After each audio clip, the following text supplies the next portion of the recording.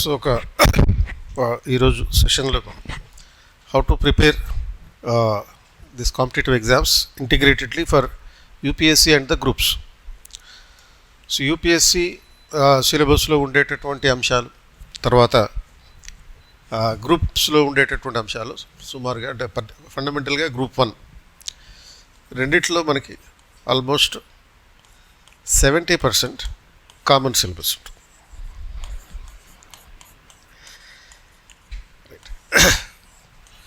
And ఈ గ్రూప్స్కి సంబంధించినటువంటి వాటిలో ఒక 30% కొంచెం ఎక్సెస్ సిలబస్ ఉంటుంది. అంటే ఇందులో ఈ రీజనల్ ఆస్పెక్ట్స్ ఉంటాయి, అంటే ప్రాంతీయమైన స్టేట్ జాగ్రఫీ, అలాగే స్టేట్ ఎకానమీ, స్టేట్ హిస్టరీ. అంటే if you are from Telangana history, Telangana geography, Telangana economy. So ఇట్లా ఈ 2 రకాల పర్స్పెక్టివ్స్. అయితే యూపీఎస్సీకి ఒక అడిషనల్గా ఉన్నటువంటి అంశం ఏంటంటే ఆప్షనల్. సో ఈ select the optional in such a way that it would be useful for the groups also and your UPSC general studies papers. అంటే యూజువల్గా మనకి ఏదైతే సోషియాలజీ లాంటి ఆప్షనల్స్ ఉంటాయి, అలాగే పిఎస్ఐఆర్ లాంటి ఆప్షనల్స్. సో ఈ సోషియాలజీ, పిఎస్ఐఆర్ లాంటి ఆప్షనల్స్ మనకి జనరల్ స్టడీస్లో కూడా ఉపయోగపడేటటువంటి ఆప్షనల్స్. సో ఎందుకంటే ఈ పిఎస్ఐఆర్లో ఉండే ఇండియన్ పాలిటీ అండ్ కాన్స్టిట్యూషన్ ఒకటి, ఆ తర్వాత ఇంటర్నేషనల్ రిలేషన్స్. సో ఇవి ఏ పేపర్కైనా ఏ ఎగ్జామ్కైనా ఉపయోగపడేటటువంటి అంశాలు. సో ఇప్పుడు ఈ ఉమ్మడిగా ఉపయోగపడేటటువంటి కామన్ స్ట్రాటజీ ఎలా ఉండాలి? So how should be the common strategy? ఉమ్మడి వ్యూహం ఏంటి? సో ఈ ఉమ్మడి వ్యూహం ఏంటి అంటే ఫస్ట్ కొంత కోర్ సబ్జెక్ట్ ఉంటుంది.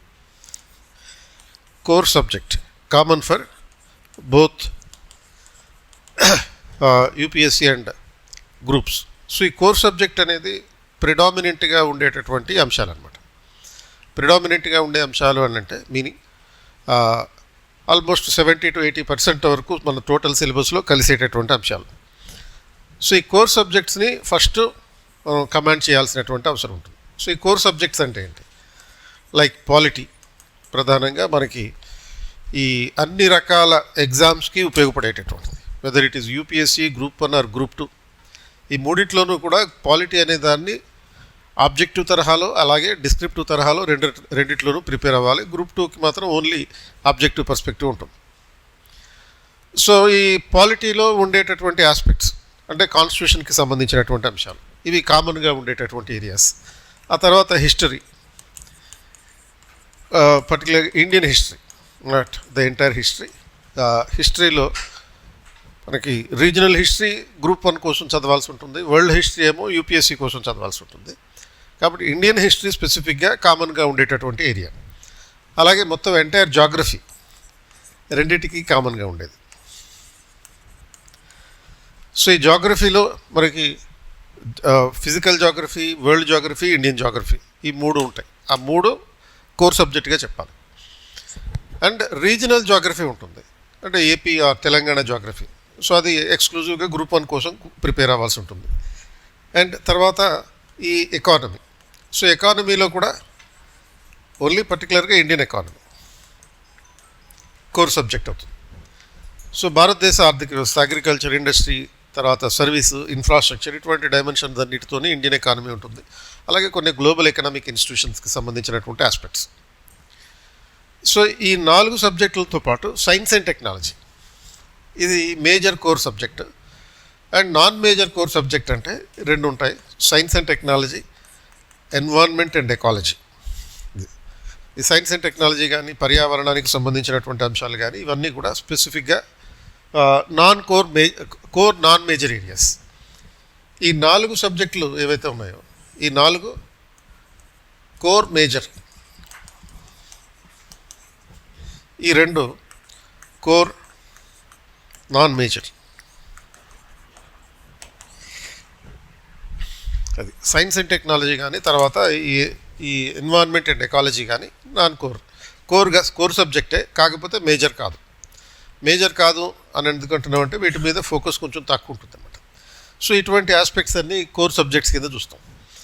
అండ్ తర్వాత ఇది ఈ కోర్ సబ్జెక్ట్ అనేది ఎందుకంటే ఇది common for both UPSC plus groups. So రెండింటికి కలిపి కోర్గా ఉన్నటువంటి డైమెన్షన్స్. మీరు ఏపీ తీసుకున్నా తెలంగాణ తీసుకున్నా కానీ ఇది కామన్ సబ్జెక్ట్స్ ఉంటాయి. ఏపీలో ఇప్పుడు there is a proposal to change the syllabus in the group 1. Group 1లో సిలబస్ని మార్చేటటువంటి ప్రతిపాదన ఉంది ఏపీలో. అంటే కొంచెం మరీ టోటల్గా కాకుండా, సపోజ్ ఇప్పుడు ప్రిలిమ్స్లో లాస్ట్ గ్రూప్ 1 వరకు 2 పేపర్లు ఉండేవి. అంటే సివిల్స్లో ఉన్నట్టు కానీ యూపీఎస్సిలో ఏ విధంగా అయితే 2 పేపర్లు ఉన్నాయో అలాగే స్టేట్లో కూడా ఉండేవి 2 పేపర్లు. ఒక్కొక్క పేపర్ 120 మార్క్స్కి ఉండేది. అండ్ ఇప్పుడు దానికి ప్రపోజల్ ఏంటి అని అంటే అది ఏపీపీఎస్సీ దాన్ని అప్రూవ్ చేసి గవర్నమెంట్కి పంపించారు. గవర్నమెంట్ ఏమో దాన్ని అప్రూవ్ చేయాల్సినటువంటి ఇంకా అవసరం ఉంటుంది. యూజువల్గా 99% యాజ్ ఇట్ ఈస్గా అప్రూవ్ అవుతుంది. ఎందుకని అప్రూవ్ అవుతుందంటే గవర్నమెంట్లో ఉండేవాళ్ళు బ్యూరోక్రాట్స్, వాళ్ళకి పెద్దగా ఈ అకాడమిక్ డీటెయిల్స్ గురించి అవగాహన ఉండకపోవచ్చు. కాబట్టి ఏదైతే ఈ ఎక్స్పర్ట్స్ సజెస్ట్ చేస్తారో దాన్నే యూజువల్గా గవర్నమెంట్ అప్రూవ్ చేస్తుంటుంది, సబ్జెక్ట్ ఎక్స్పర్ట్స్ సజెస్ట్ చేసినటువంటి దాన్ని. సో ఇప్పుడు రాబోయే మార్పు ఏంటి అని అంటే ఏపీపీఎస్సికి సంబంధించినటువంటిది ఇది. అంటే old syllabus and new pattern ఏ విధంగా ఉంటాయి ఏపీపీఎస్సిలో ప్రధానంగా చూస్తే, ఈ ఏపీపీఎస్సి గ్రూప్ 1 ప్యాటర్న్ చూస్తే ఇది చాలామంది ఏపీపీఎస్సి గ్రూప్ 1 ఓన్లీ ఏపీ వాళ్ళే కాకుండా తెలంగాణ ఆస్పిరెంట్స్ కూడా రాస్తూ ఉంటారు. ఎందుకంటే 15% నాన్ లోకల్ కేటగిరీ కింద సెలెక్ట్ అవ్వచ్చు. సో ఓల్డ్ ప్యాటర్న్లో న్యూ ప్యాటర్న్లో ఉన్నటువంటి మార్పులు ఏ విధంగా ఉన్నాయి. సపోజ్ ప్రిలిమ్స్ ఓల్డ్ ప్యాటర్న్లో 2 పేపర్స్ ఉంటాయి అండ్ న్యూ ప్యాటర్న్లో it is going to be 1 paper only. And ఈ ప్రిలిమ్స్లో ఉన్నటువంటి 2 పేపర్స్లో ఒక్కొక్కటి 120 మార్క్స్.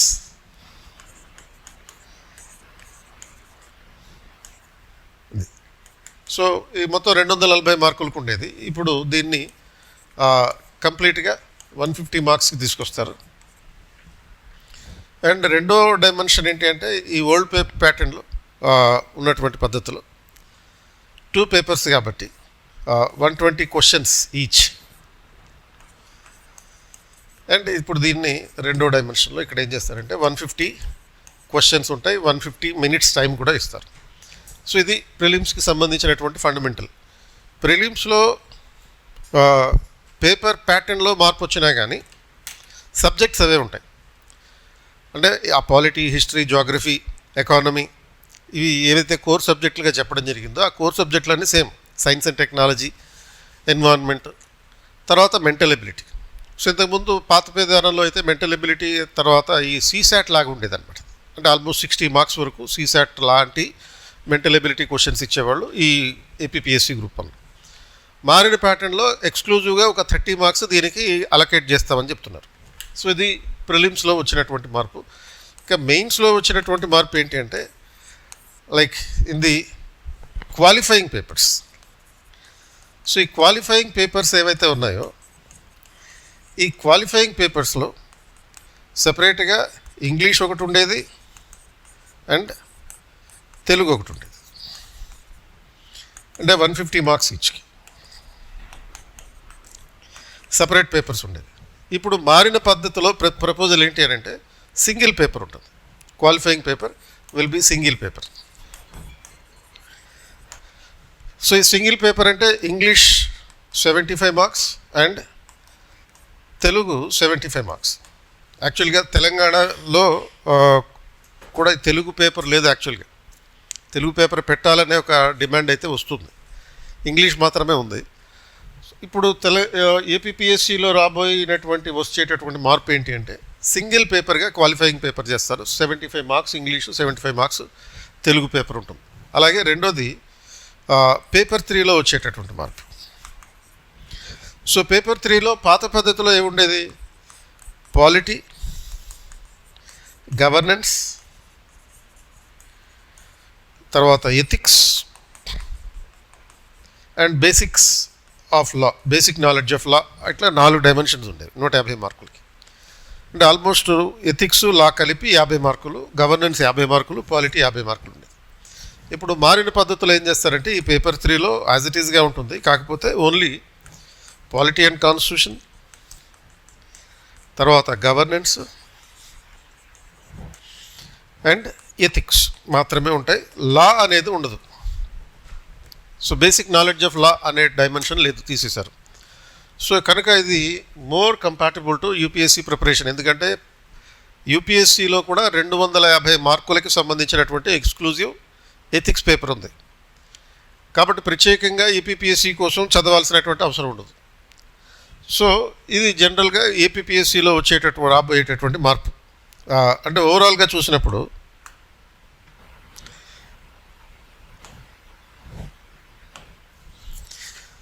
మనం UPSC first general exam structure చూస్తే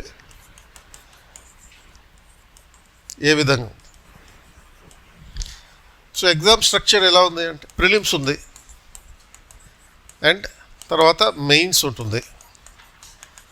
ఈ మెయిన్స్లో 2 రకాల దశలు. ఒకటి డిస్క్రిప్టివ్ ఎగ్జామ్ స్ట్రక్చర్, అంటే ఇది written exam and personality test. So దీన్నే మనం ఇంటర్వ్యూ అంటాం. సో యూజువల్గా this is described as the interview. ఇది బేసిక్గా యూపీఎస్సీ ఎగ్జామ్లో ఉండేటటువంటి బేసిక్ స్ట్రక్చర్. యూజువల్గా మెయిన్స్ ఏమో మెయిన్స్ ఒకటి, పర్సనాలిటీ టెస్ట్ ఒకటి అనుకుంటాం. కానీ యాక్చువల్గా యూపీఎస్సీ ప్రకారం మెయిన్స్లోనే డిస్క్రిప్టివ్ ఎగ్జాము తర్వాత పర్సనాలిటీ టెస్ట్ 2 కంబైన్డ్గా ఉంటాయి. ఇది ఫండమెంటల్ యూపీఎస్సీ ఎగ్జామ్ స్ట్రక్చర్. మరి టీజీపీఎస్సీకి ఏ విధంగా ఉంటుంది? టీజీపీఎస్సీ గ్రూప్ 1 ప్యాటర్న్ ఎలా ఉంటుంది? సో ఇందులో కూడా ప్రిలిమ్స్ ఉంది అండ్ రెండోది మెయిన్స్ రిటన్ ఎగ్జామ్ ఉంది. అంటే ప్రస్తుతానికైతే దెర్ ఈజ్ నో ఇంటర్వ్యూ ఇప్పుడున్నటువంటి పద్ధతిలో. అంటే there is a proposal to reintroduce the interview system. తెలంగాణలో కూడా మళ్ళీ ఇంటర్వ్యూ విధానాన్ని ప్రవేశపెట్టాలి, కొత్త సిలబస్ తీసుకొచ్చే అవకాశం ఉంది. ఇటువంటి నేపథ్యంలో ప్రస్తుతానికైతే మాత్రం ఇది పద్ధతి. సో ఏపీపీఎస్సీ గ్రూప్ 1లో అనుకో సేమ్ యూపీఎస్సీ లాగా ఉంటుంది. ప్రిలిమ్స్ తర్వాత మెయిన్స్ డిస్క్రిప్టివ్ రిటన్ ఎగ్జామ్ ఉంది అండ్ తర్వాత ఒక 75 మార్క్స్కి సంబంధించినటువంటి ఇంటర్వ్యూ ఉంది. So APPSC exam exactly UPSC exam లాంటి ప్యాటర్నే, పర్ఫెక్ట్గా దానికి సంబంధించినటువంటి ప్యాటర్నే. అండ్ దాంట్లో ఉండేటటువంటి రిటర్న్ ఎగ్జామ్లో ఉన్నటువంటి సబ్జెక్టులు కూడా కామన్గానే ఉంటాయి. సో మొత్తం ఈ ప్రిలిమ్స్లో ఏముంటాయి, ఎలాంటి సబ్జెక్ట్స్ చదవాలి అంటే ఇప్పుడు సపోజ్ ఈ ప్రిలిమ్స్కి సంబంధించినటువంటి యూపీఎస్సీ తీసుకుంటే యూపీఎస్సీలో 2 పేపర్లు ఉన్నాయి. సో పేపర్ 1లో కోర్ సబ్జెక్ట్ అంతా ఉంది. ఇది కోర్ సబ్జెక్ట్ అంటే స్టార్టింగ్లో చెప్పినటువంటి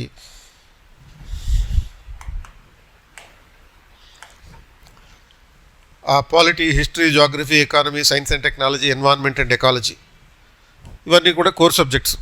సో ఆ కోర్ సబ్జెక్ట్ అంతా యూపీఎస్సీ ప్రిలిమ్స్లో భాగంగా ఉంటుంది. అలాగే పేపర్ 2 కూడా ఉంది. దీంట్లో సీసాట్ ఉంది, civil service aptitude test. And అదే మీకు ఏపీపీఎస్సీలో చూస్తే ప్రస్తుతం ఉన్నటువంటి పద్ధతి ప్రకారం పేపర్ 1లో కోర్ సబ్జెక్ట్లో ఉన్నటువంటి 3 సబ్జెక్ట్స్ 4 సబ్జెక్ట్స్ ఉంటాయి. అండ్ తర్వాత పేపర్ 2లో ఈ సైన్స్ అండ్ టెక్నాలజీ అండ్ సీసాట్కి సంబంధించినటువంటి ఆస్పెక్ట్స్ ఉంటాయి. అదేవిధంగా టీజీపీఎస్సీ తీసుకుంటే ఇందులో ఒకటే పేపర్ ప్రిలిమ్స్కి సంబంధించినటువంటిది 1 పేపరే ఉంటుంది. అండ్ ఈ 1 పేపర్లో ఆల్మోస్ట్ ఒక కోర్ సబ్జెక్ట్ ఉంటుంది ప్లస్ కరెంట్ అఫైర్స్ ఉంటాయి అండ్ ప్లస్ మెంటల్ ఎబిలిటీ ఉంటుంది.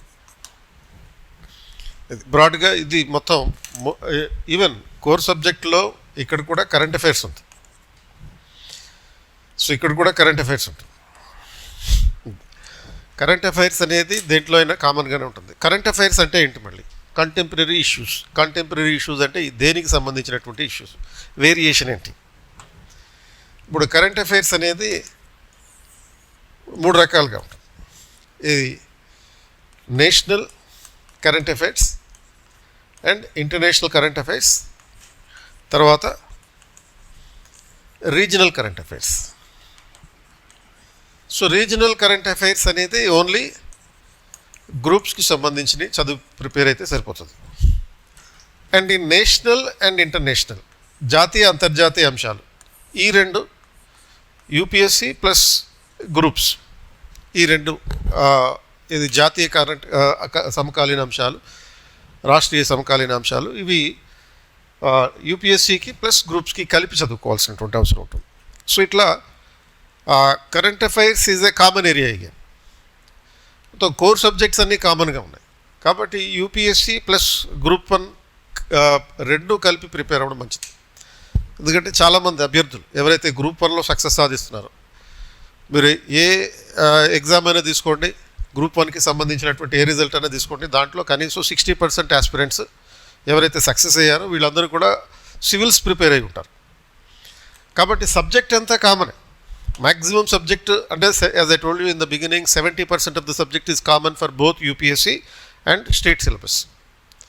సో మరి రీజనల్ 30% రీజనల్ సబ్జెక్ట్ ఏదైతే ఉంటుందో ఆ రీజనల్ సబ్జెక్ట్ మాత్రం మెయిన్స్లో గ్రూప్స్లో ప్రిపేర్ అయితే చాలు. గ్రూప్స్కి సంబంధించినటువంటిది అంటే ఫండమెంటల్గా మీ ప్రిపరేషన్ అంతా కూడా దేని మీద ఫోకస్ చేయాలి? కామన్ కోర్ సబ్జెక్ట్ మీద ఫోకస్ చేయాలి. నోటిఫికేషన్ వచ్చి అంటే స్టేట్కి సంబంధించినటువంటి నోటిఫికేషన్ వచ్చి రాగానే రీజనల్ ఫోకస్ చేసుకుంటే చాలు. ఆ రకమైనటువంటి ప్రిపరేషన్ పద్ధతిలో ముందుకెళ్తే సరిపోతుంది. ఇప్పుడు సపోజ్ మరి ఈ ప్రిపరేషన్ స్ట్రాటజీలో మరి వ్యూహం ఏ విధంగా ఉండడం జరగాలి అంటే ఈ కోర్ సబ్జెక్ట్ అని చెప్పాం, మరి నాన్ కోర్ సబ్జెక్ట్ ఏంటి? మరి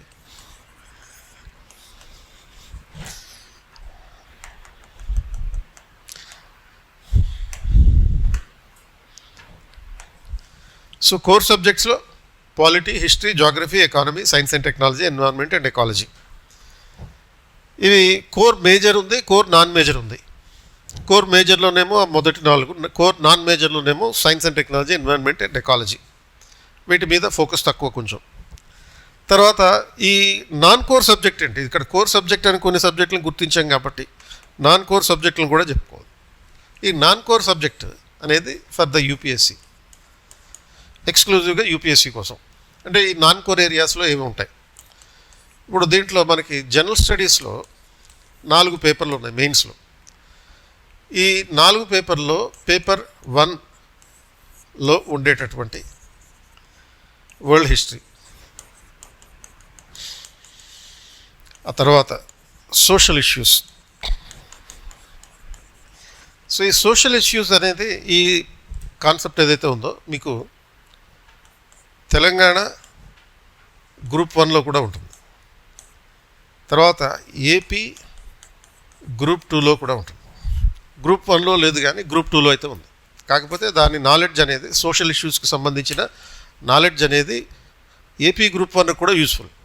అంటే because that knowledge will be helpful to answer certain areas like general essay. So general essay లాంటి విషయాల మీద ఆన్సర్ చేయడానికి ఈ సోషల్ ఇష్యూస్ మీద అవగాహన కావాలి. వరల్డ్ హిస్టరీ ఎక్స్క్లూజివ్గా యూపీఎస్సికి సంబంధించినటువంటిది. తర్వాత పేపర్ 2లో దెర్ ఆర్ నన్, అంటే there is no non core area. తర్వాత యూపీఎస్సిలో ఉన్నటువంటి పేపర్ 3లో లైక్ డిజాస్టర్ మేనేజ్మెంట్, ఇది ఏపీ అండ్ తెలంగాణ రెండిట్లోనూ ఉంది. అండ్ ఇన్ఫ్యాక్ట్ డిజాస్టర్ మేనేజ్మెంట్ అనేది యూపీఎస్సిలో ఓన్లీ మెయిన్స్కి సంబంధించినటువంటి విషయం అయితే గ్రూప్ 1లో ఏపీ తెలంగాణలో ప్రిలిమ్స్లో కూడా దానికి సంబంధించినటువంటి డైమెన్షన్స్ ఉన్నాయి. తర్వాత internal security,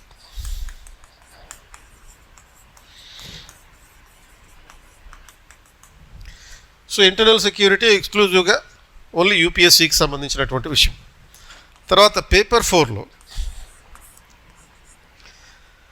ethics.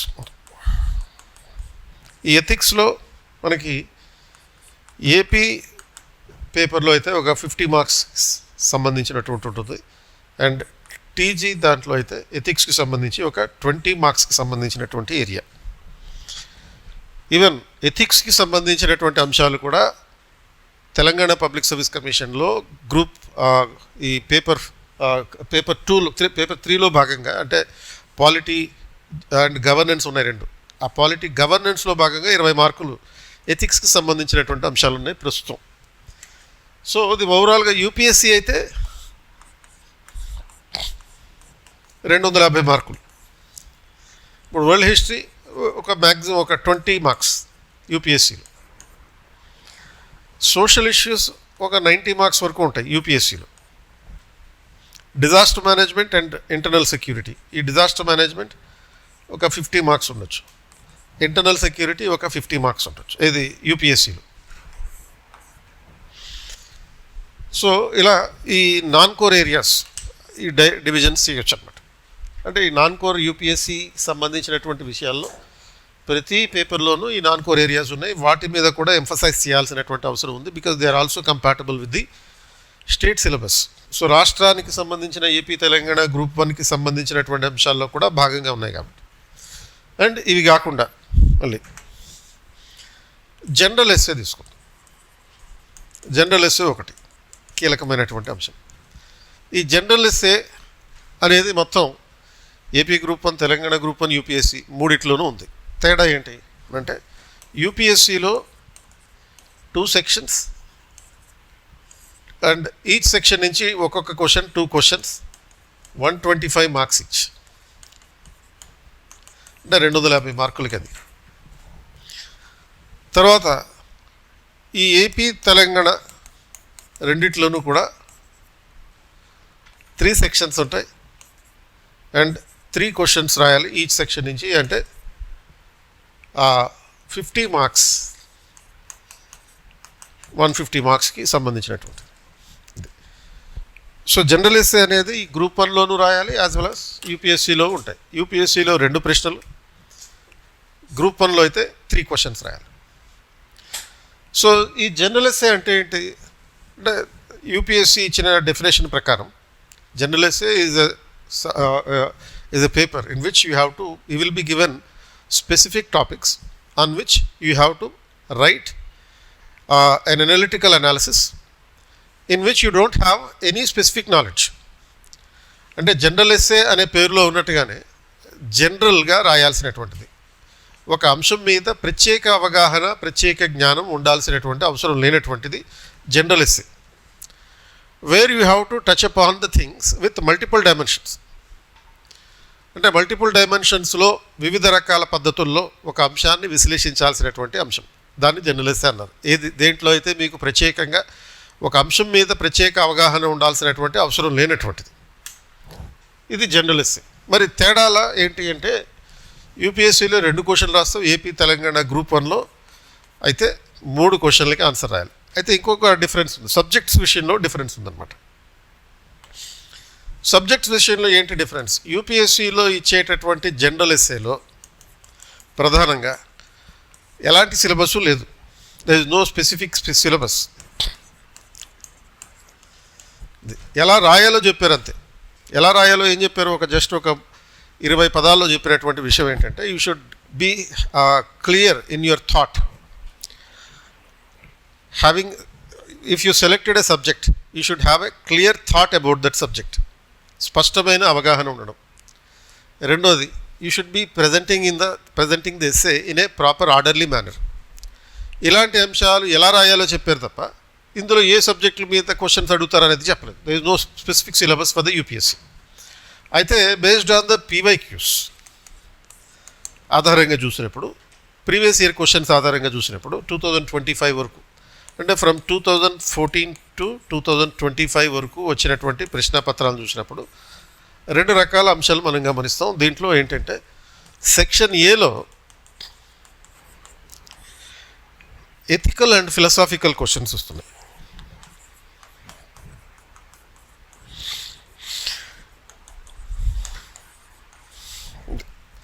So ethical and philosophical questions అంటే ఈ తాత్విక అంశాలను జోడించేటటువంటి అంశాల మీద focus. Section below the focus is on the social, economic, technological dimensions with ethical perspective, with philosophical approach.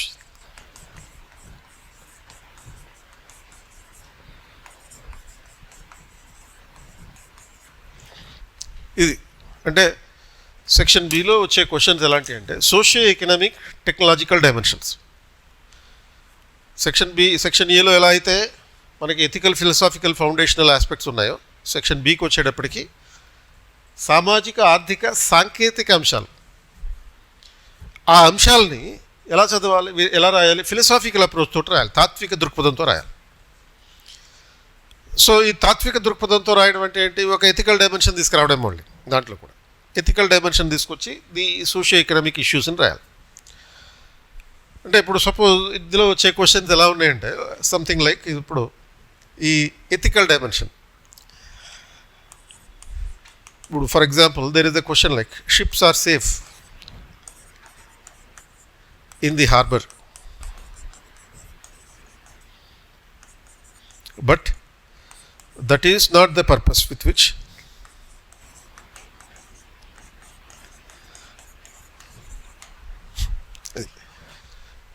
ఇది ఈ రకమైన క్వశ్చన్ 2024లో ఒకటి ఇచ్చారు. అది ఎథికల్ డైమెన్షన్ ఉన్నటువంటిది.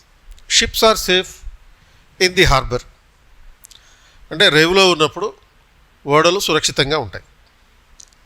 But that is not the purpose with which they are built. కానీ వాటిని తయారు చేసింది, షిప్పులు తయారు చేసింది రేవులో కట్టేయడానికి కాదు. ఎందుకు షిప్పులు తయారు చేసేది అంత కష్టపడి అన్ని కోట్లు ఖర్చు పెట్టి సముద్రంలో ప్రయాణం చేయడానికి. కాకపోతే సముద్రంలో ప్రయాణం చేస్తే ఒక సైక్లోన్ వచ్చిందంటే అవి మునిగిపోయే ప్రమాదం ఉంది. ఒక ఐస్ గడ్డ ఏదైనా కొట్టిందంటే టైటానిక్ లాగా పరిస్థితి అయ్యే పరిస్థితి ఉంది. మరి ఇలా ప్రమాదాలు జరుగుతాయని చెప్పి షిప్పులు తీసుకొచ్చి రేవులో కట్టేస్తే దాని విలువ లేదు. అంటే ఇప్పుడు జనరల్గా అంటారు చూడు, ఇది ఏ రిస్క్ తీసుకోకపోవడం అన్నిటికన్నా పెద్ద రిస్క్ అని చెప్పి. సో రిస్క్ ఉంటుంది అని చెప్పి సముద్రంలో ప్రయాణం చేయకుండా ఉన్నాం అనుకో, అది వేస్ట్ అయిపోయింది. సో ఈ డైమెన్షన్లో ఎథికల్ క్వశ్చన్స్ ఉన్నాయి. అండ్ అదే సంవత్సరం ఇంకో క్వశ్చన్ ఇచ్చారు, FOMO in the Gen Z.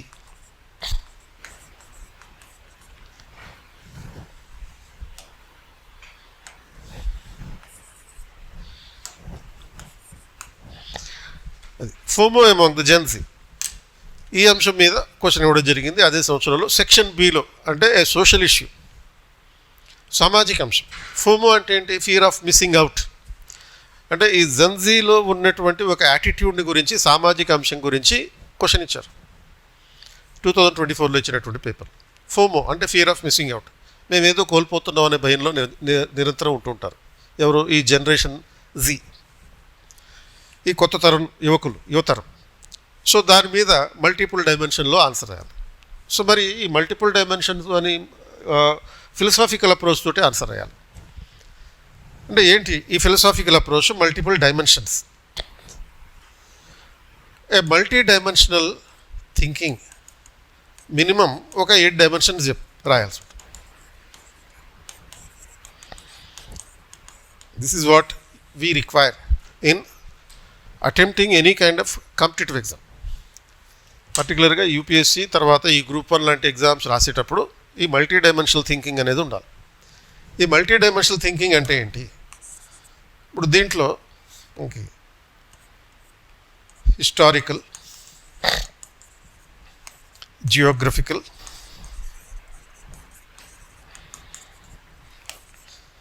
Political, economic, technological,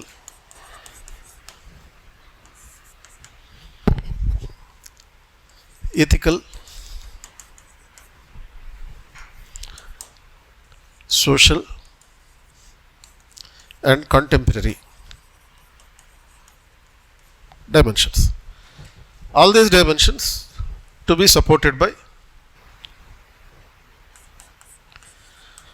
with statistical,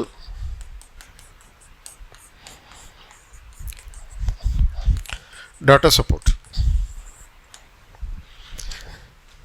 ఇలా రాస్తే అది మల్టీ డైమెన్షనల్ థింకింగ్. ఇన్ని కోణాలు రాయాలి.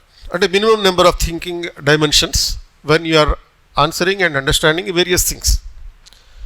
సో ఇలాంటి ఆలోచన సరళిని ఇక్కడ ఫండమెంటల్గా ఫోకస్ చేస్తాం మనం. సో దీన్ని ఏమంటారంటే ఒక పర్స్పెక్టివ్ థింకింగ్ అని అంటారు. సో ఈ పర్స్పెక్టివ్ థింకింగ్ డైమెన్షన్లో ఈ పర్సెప్షన్ ట్రైనింగ్లో భాగంగా చేసేటటువంటి పని మల్టీ డైమెన్షనల్ థింకింగ్. చారిత్రక దృక్పథం, భౌగోళిక దృక్పథం, రాజకీయ దృక్పథం, ఆర్థిక దృక్పథం, సాంకేతిక దృక్పథం, నైతిక దృక్పథం, సామాజిక దృక్పథం, సమకాలీన దృక్పథం, వీటన్నిటినీ with statistical or data support. అది వాస్తవాలు ఆధారంగా నిరూపించేదగినవిగా ఉండాలి. గాల్లో ఒక స్టేట్మెంట్ ఇచ్చి ఆ కొటేషన్ రైటే అని చెప్పి బలవంతంగా ఒప్పించడం కాదు. లాజికల్ థింకింగ్ ఉండాలి. అది ఈ స్టాటిస్టికల్ అండ్ డాటా పర్స్పెక్టివ్ అంటే, డాటా సపోర్ట్ అని అంటే మనం ఏ ఆర్గ్యుమెంట్ చేసినా కానీ దానికి ఒక ఆధారం ఉండాలి. ఆధారాలు లేనటువంటి వాదనలు నిలబడవు. అది అంటే మన సోషల్ మీడియాలో కొట్లాడుకుంటారు ఈ పొలిటికల్ ఫ్యాన్స్, తర్వాత సినిమా స్టార్ ఫ్యాన్స్. వాళ్ళు అది మా ఓడు గొప్పోడు, మీ ఓడు గొప్పోడు కాదు, మీ ఓడిని నాశనం చేసేస్తాం మేము, ఇలాంటి కొన్ని కొట్లాట్లు ఉంటాయి సోషల్ మీడియాలో. అలాంటి సోషల్ మీడియా వాదనలు, అలాగే టీవీలో వచ్చేటటువంటి రాజకీయ వాదనలు, ఇవన్నీ ఈ డైమెన్షన్స్ ఉంటాయి. కానీ ఇది ఉండదు. ఏది స్టాటిస్టికల్ అండ్ డాటా సపోర్ట్ ఉండదు. బ్యూరోక్రాట్ అనేవాడు కంపల్సరీగా, కాబోయే బ్యూరోక్రాట్స్ కంపల్సరీగా చేయాల్సింది ఏంటి అంటే whatever they argue must be supported by the proper data and evidence. Data అంటే ఎవిడెన్స్ అనమాట. సో ఇదేమి దీన్ని ఎలా గుర్తుపెట్టుకోవాలి? ఈ 8 రకాల dimensions supported by this 9th dimension ఎలా గుర్తుపెట్టుకోవాలి? సింపుల్. యూపీఎస్సీలో ప్రిలిమ్స్ ఉంది. ప్రిలిమ్స్లో ఉన్నటువంటి మేజర్ కోర్ ఏరియాస్ ఏంటి? ప్రిలిమ్స్లో ఉన్నటువంటి 2 పేపర్లు ఉన్నాయి. పేపర్ 1లో ఏముంది? 7 సబ్జెక్టులు ఉన్నాయి. ఆ 7 సబ్జెక్టులు ఏమేమి ఉన్నాయి? కాంటెంపరీ అంటే current affairs first. Second chapter history, Indian history ఉంది, హిస్టారికల్ డైమెన్షన్. 3వ చాప్టర్ జాగ్రఫీ, ఆ జాగ్రఫికల్ డైమెన్షన్. 4వ చాప్టర్ పాలిటీ. 5వ చాప్టర్ ఎకానమీ. 6వ chapter science and technology. And 7th chapter అయితే ఎన్విరాన్మెంట్ అండ్ ఎకాలజీ. అది జాగ్రఫీ కింద తెచ్చేసుకోవాలి. ప్రత్యేకంగా దానికోసం ఇంకొక డైమెన్షన్ పెట్టక్కర్లేదు. ఈ కోర్ ఏరియాస్ ఏవైతే ఉన్నాయో ఆ కోర్ ఏరియాస్ అన్నింటినీ కలిపి మనం ఈ ప్రిలిమ్స్లో ఉన్నటువంటి వాటిని మేజర్గా తీసుకుంటున్నాం. అలాగే దానికి ఇంకో 2 యాడ్ చేసుకుంటాం. ఇది ఎథికల్ అండ్ సోషల్ డైమెన్షన్స్. ఈ 2 డైమెన్షన్స్ యాడ్ చేసుకొని వాటికేమో పేపర్ 2లో ఏముంది? ప్రిలిమ్స్లో సీసాట్ ఉంది. ఆ సీసాట్లో స్టాటిస్టిక్స్ అండ్ డాటా ఇంటర్ప్రిటేషన్, వాటిని బేస్ చేసుకుని స్టాటిస్టికల్ ఆర్ డాటా సపోర్ట్ అంటే ఫ్యాక్చువల్ ఇన్ఫర్మేషన్. ఇలా గుర్తుపెట్టుకుంటే చాలు. గుర్తుపెట్టుకుని ఆయా కోణాల్లో రాయాలి. ఇప్పుడు జనరల్ స్టడీస్లో భాగంగా ఇవన్నీ చదువుతాం. చదివినప్పుడు ఒక ఎస్సే రాసేటప్పుడు వీటన్నిటిని ఫోకస్ చేసే విధంగా ఉండాలి. నువ్వు సివిల్స్లో రాస్తున్నా కానీ లేకపోతే గ్రూప్ 1లో రాస్తున్నా కానీ ఆ రాసే ఎస్సేలో ఉండాల్సినటువంటి మినిమం నెంబర్ ఆఫ్ డైమెన్షన్స్. దీనికి మించి ఇంకేమైనా ఉన్నా కానీ నువ్వు రాసుకోవచ్చు. ఏ డైమెన్షన్ వచ్చినా కానీ వీటిలో భాగంగానే వస్తాయి. ఇప్పుడు ఒక కల్చరల్ పర్స్పెక్టివ్ తీసుకురావాలనుకో సోషల్ డైమెన్షన్లో తీసుకురావచ్చు, అది ఆర్ హిస్టారికల్ పర్స్పెక్టివ్లో తీసుకురావచ్చు.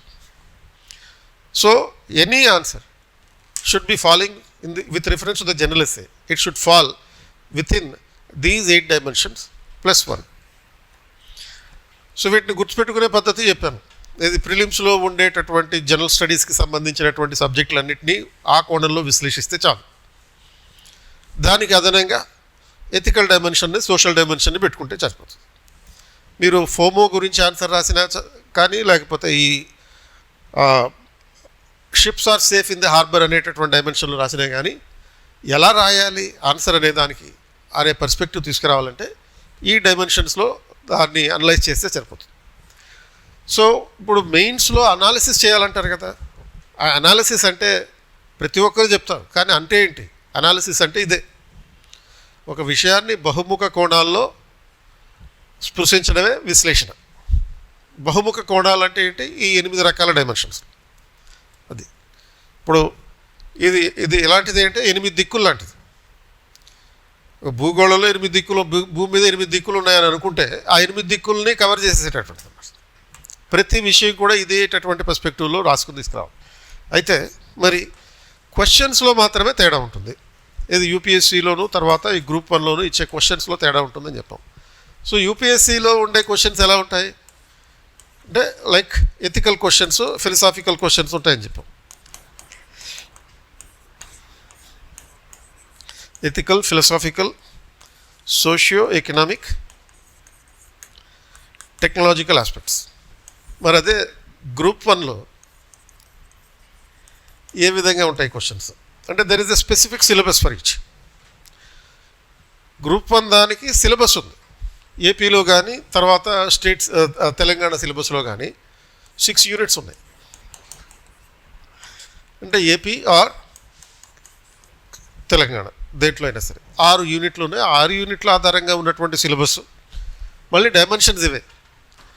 అంటే ఈ 6 యూనిట్స్కి సంబంధించినటువంటి సిలబస్ టాపిక్స్ ఏ విధంగా ఉంటాయంటే సోషల్ ఇష్యూసే, economic issues, issues of economic development, issues of historical background, తర్వాత issues of national, international,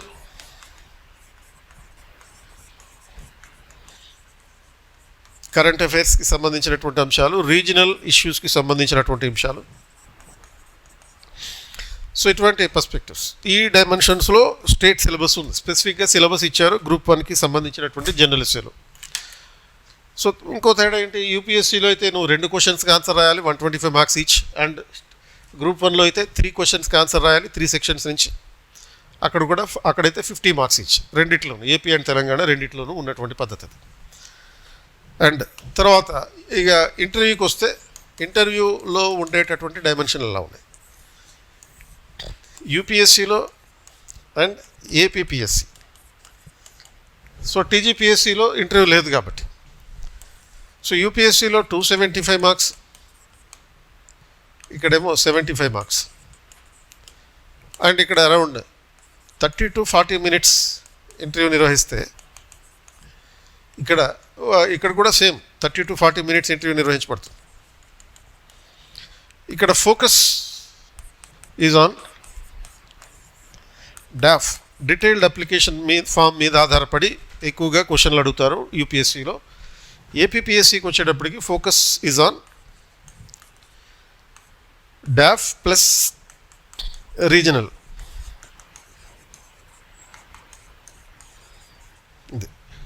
so regional issues అంటే ఈ ఏపీకి సంబంధించినటువంటి సమకాలీన అంశాల మీద ఫోకస్ చేస్తూ అక్కడ ఇంటర్వ్యూ క్వశ్చన్స్ ఉంటుంటాయి.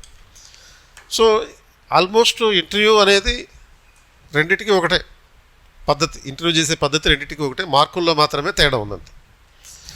అయితే మరి ఇంటర్వ్యూ ఫోకస్ ఎలా ఉండాలి, ఇంటర్వ్యూ ప్రిపరేషన్ పద్ధతి ఎలా ఉండాలి? సో ఇంటర్వ్యూ ప్రిపరేషన్ స్ట్రాటజీ ఏ విధంగా ఉండాలంటే యూపీఎస్సీ రేంజ్లో ప్రిపేర్ అయితే డాఫ్ ప్రిపేర్ అవ్వాలి ఫస్ట్. డాప్ డీటెయిలింగ్ అనేది ఉండాలి. అంటే డాప్ డీటెయిలింగ్ అంటే డీటెయిల్డ్ అప్లికేషన్ ఫామ్కి సంబంధించిన వివరాలు. డీటెయిల్డ్ అప్లికేషన్ ఫామ్ అంటే ఏంటి, నీ బయోడేటా, అంటే బయోడేటా రిలేటెడ్గా ఉండేటటువంటి అంశాలు, నీ పేరు, నీ ఊరు, నీ జిల్లా, నీ రాష్ట్రం, తర్వాత నీకున్న హాబీలు, తర్వాత నువ్వు చదివిన చదువు, 10th క్లాస్ ఎక్కడ చదివు, ఎన్ని మార్కులు వచ్చినాయి, తర్వాత ఈ ఇంటర్మీడియట్ ఎక్కడ చదివు, ఎన్ని మార్కులు వచ్చినాయి, నీ సబ్జెక్టులు ఏంటి, గ్రాడ్యుయేషన్ ఎక్కడ చదివు, సబ్జెక్టులు ఏంటి, తర్వాత దాంట్లో వచ్చిన మార్కులు ఎన్ని, అండ్ పోస్ట్ గ్రాడ్యుయేట్ అది కూడా చదివి ఉంటే దానికి సంబంధించిన వివరాలు. ఇది ఒక కాలం డీటెయిల్డ్ అప్లికేషన్ ఫారంలో నువ్వు ఇవ్వాల్సినటువంటి. ఆ తర్వాత ఎన్సీసీ లాంటివి ఏమైనా చేసి ఉంటే, ఎన్సీసీ కానీ ఎన్ఎస్ఎస్ కానీ చేసి ఉంటుంటే అది additional advantage. It will not fetch you marks but advantage అంత. అంటే ఎన్ఎస్ఎస్ ఎన్సీసీ చేసినంత మాత్రాన ఒక మార్క్ ఎక్కువ వస్తుందని కాదు, చాలామందికి లేనిది నీకు ఉండొచ్చు. అది అప్పుడు దాని మీద కూడా కొన్ని క్వశ్చన్లు అడిగే అవకాశం ఉంటుంది. సో మరి ఈ బయోడేటా చదువుకోవాలి, డాఫ్ నుంచి ఉన్నటువంటి బయోడేటాలోని అంశాలు చదువుకోవాలి. అండ్ తర్వాత ఈ ఫోకస్ ప్రధానంగా దేని మీద ఉంటుందంటే హాబీస్ మీద ఉంటుంది. నీకున్నటువంటి హాబీస్ ఏంటి అని అడుగుతారు. నీ అలవాట్లు ఏంటి, తర్వాత ఈ హాబీస్లో భాగంగా ఇచ్చేటటువంటి ఇన్ఫర్మేషన్ ఆధారంగా చేసుకుని క్వశ్చన్స్ అడిగేటటువంటి పాయింట్ ఆఫ్ వ్యూ ఉంటుంది. అండ్ తర్వాత ఈ కరెంట్ అఫైర్స్ అని ఉంటాయి. ఈ కరెంట్ అఫైర్స్ కూడా they are related to DAF only. Current affairs questions అడుగుతారు, నేషనల్ ఇంటర్నేషనల్ ఇంపార్టెన్స్ ఉన్నటువంటి కరెంట్ అఫైర్స్ అడుగుతారు. అవి కూడా నీ డాఫ్కి సంబంధించినటువంటి అంశాలని కనెక్ట్ చేసుకుంటూనే ఉంటాయి. వాటి బ్యాక్గ్రౌండ్ మీదనే అడుగుతారు క్వశ్చన్స్. ప్రత్యేకంగా కరెంట్ అఫైర్స్ అని చెప్పి ఎక్కడి నుంచి తీసుకురారు. ఇందులో నీ బయోడేటాలో ఏవైతే సమాచారం ఇచ్చావో ఆ సమాచారం ఆధారంగా ఉన్నటువంటి అంశాలే. ఇప్పుడు సపోజ్ నువ్వు ఎంటెక్ చదివావు అనుకో, ఎంటెక్లో ఏ సబ్జెక్టులు చదువుంటావు, ఎంటెక్లో ఈ డాటా సైన్స్ ఏదో చదివావనుకో నీ స్పెషలైజేషన్, ఆ డాటా సైన్స్ని ఆధారంగా తీసుకుని కరెంట్ అఫైర్స్ రిలేటెడ్గా ఉండే క్వశ్చన్లు అడుగుతారు. ఇప్పుడు ఆంధ్రప్రదేశ్లో biggest data centre in the world అనేటటువంటి ఒక కాన్సెప్ట్ ఒకటి వచ్చింది. ఇది ఎక్కడ పెడుతున్నారు, ఆ డేటా సెంటర్లో ఉండే చేసే పనులు ఏంటి, ఆ డేటా సెంటర్ వల్ల కలిగేటటువంటి అడ్వాంటేజెస్ ఏంటి, విశాఖపట్నంలోనే ఎందుకు పెట్టాలి, వేరే చోట ఎందుకు పెట్టకూడదు. సో దీని మీద అన్ని వివరాలు ఆ బ్యాక్గ్రౌండ్లో తెలియాలి. అంటే విశాఖపట్నంలో డేటా సెంటర్ అనేటటువంటి point current issue, but that is not asked out of nowhere. అంటే ఎక్కడి నుంచో తీసుకొచ్చి అడిగేటటువంటి క్వశ్చన్ కాదు, నీ డాఫ్కి సంబంధించినటువంటి విషయమే. నీ డాఫ్లో ఎంటెక్లో నువ్వు డేటా సైన్స్ చదివానని చెప్పావు కాబట్టి ఈ డేటా సెంటర్ గురించి క్వశ్చన్ అడుగుతారు. అంతే తప్ప శూన్యం నుంచి తీసుకొచ్చే క్వశ్చన్ కాదు, అది ఎక్కడి నుంచో తీసుకొచ్చే క్వశ్చన్ కాదు. అంటే what you are suppose to do is you are suppose to build at least 20 topics on each detail of your DAF. దీంట్లో చేయాల్సినటువంటిది అంటే నీ డాఫ్లో ఉన్నటువంటి ఇచ్చేటటువంటి సమాచారం సంబంధించి ప్రతి అంశానికి సంబంధించిన కనీసం ఒక 20 డైమెన్షన్లు తయారు కావాలి.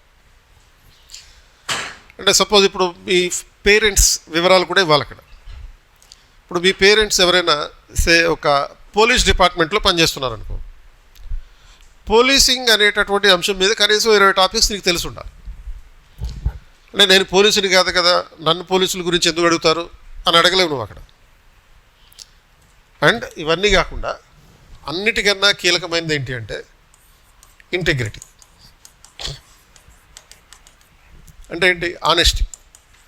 అన్నిటికన్నా ముఖ్యమైనది ఆనెస్టీ. నువ్వు ఏదైనా ఏమీ ప్రిపేర్ కాకుండా వెళ్ళినా పర్వాలేదు. The only thing that they are expecting is you to give the answers with honesty. ఇప్పుడు నువ్వు వెళ్ళిన వెంటనే నీ పేరేంటి అని అడుగుతారు, నువ్వు ఎక్కడి నుంచి వచ్చావని అడుగుతారు. ఈ రెండు ఎలాగో నిజమే చెప్తావు. అండ్ ఆ తర్వాత రాబోయే ప్రశ్నలకి నిజం చెప్పేవాడే ఈ సెలెక్ట్ అయ్యే అవకాశాలు ఉంటాయి. అంటే తర్వాత రాబోయే ప్రశ్నలకి నిజం చెప్పేవాడు అంటే ఏంటి, అబద్ధాలు చెప్తామా మనం ఏమన్నా అంటే అబద్ధాలు చెప్పే అవకాశం ఉంది. ఎలా అబద్ధాలు చెప్పే అవకాశం ఉంది, ఓవర్ ఎంతూజియాజం తోటి అబద్ధాలు చెప్పే అవకాశం ఉంది. ఓవర్ ఎంతూజియాజం అంటే ఏంటి, మన లోకల్ లాంగ్వేజ్లో దాన్ని ఓవర్ యాక్షన్ అని అంటాం. ఆ ఓవర్ యాక్షన్ నేపథ్యంలో చేసేటటువంటి కొన్ని తప్పులు మన జీవితానికి ప్రమాదకారిగా మారచ్చు. అంటే ఇప్పుడు సపోజ్ 2 క్వశ్చన్లు అయితే గ్యారంటీ అంటాం. నీ పేరేంటి, అబద్ధం చెప్తావా నిజం చెప్తావా? ఖచ్చితంగా అబద్ధం చెప్పవు, నిజం చెప్తావు. రెండోది, ఎక్కడి నుంచి వచ్చావు. ఎక్కడి నుంచి వచ్చావంటే సపోజ్ హైదరాబాద్ నుంచి వచ్చాను, ఇందులో తేడా లేదు. మరి 3వ క్వశ్చన్ నుంచే తేడా వచ్చే అవకాశం ఉందన్నట్టు. ఆ చెప్పే విషయంలో నీకు ఆన్సర్ తెలిస్తేనే ఆన్సర్ చెప్పు, తెలియని దాన్ని తెలిసినట్టుగా నటించుకో, అప్పుడు ఆనెస్టీ దెబ్బతింటుంది.